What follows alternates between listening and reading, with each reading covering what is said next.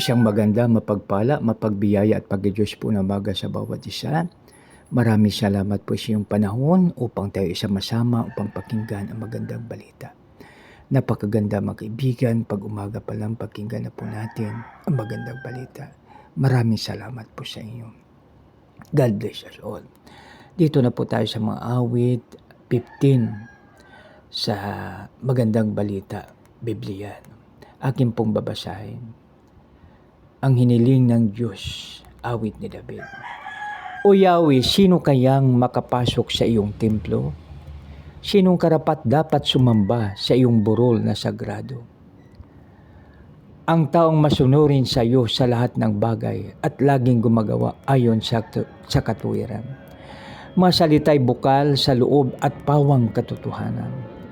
At ang kapway hindi niya sinisiraan. Di siya gumagawa ng masama sa kanyang kaibigan. Tungkol sa kapway, di nagkakalat ng kasinungalingan.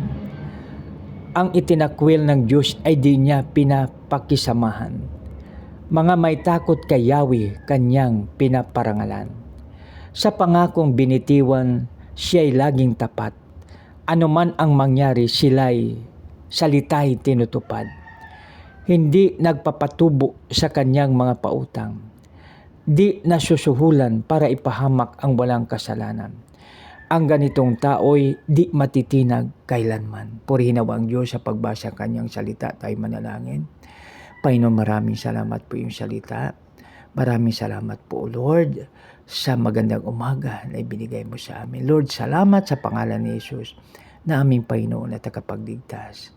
Lahat po ay magsabi ng Amen. Sa verse 1 po, mga kaibigan, ito ay tanong.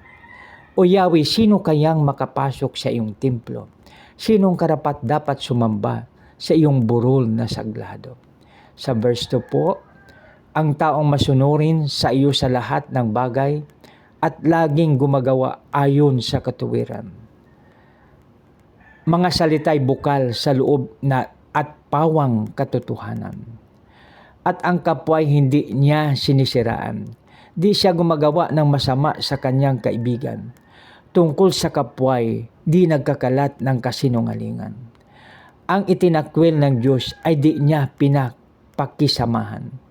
Ang may takot kay Yahweh, kanyang pinaparangalan. Sa pangakong binitiwan, siya'y laging tapat. Ano man ang mangyari, salita'y tinutupad. Hindi nagpapatubo sa kanyang mga pautang.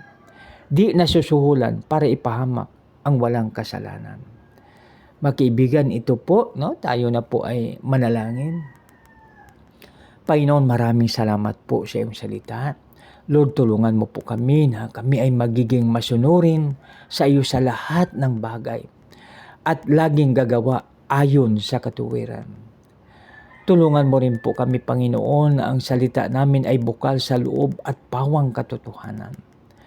At tulungan mo rin po kami na hindi sisiraan ang aming kapwa at gumawa ng masama sa kaibigan, kundi maging tapat kami sa lahat naming mga kaibigan, O Lord. At hindi magkalat. Gabayan po kami, O Lord, na hindi magkalat ng kasinungalingan. Lord, tulungan mo kami na bigyan parangal ang mga taong may takot sa iyo.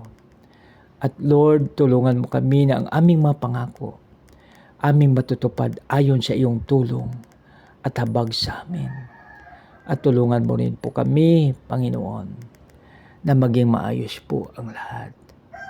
Sa aming dakilang Ama, ang Diyos na Abam, Isa Katakub, dinadalangin po namin ito sa matamis na pangalan na iyong anak na si Jesus na aming Panginoon at tagapagligtas. Lahat po ay magsabi ng Amen. Magandang umaga sa muli. God bless us all.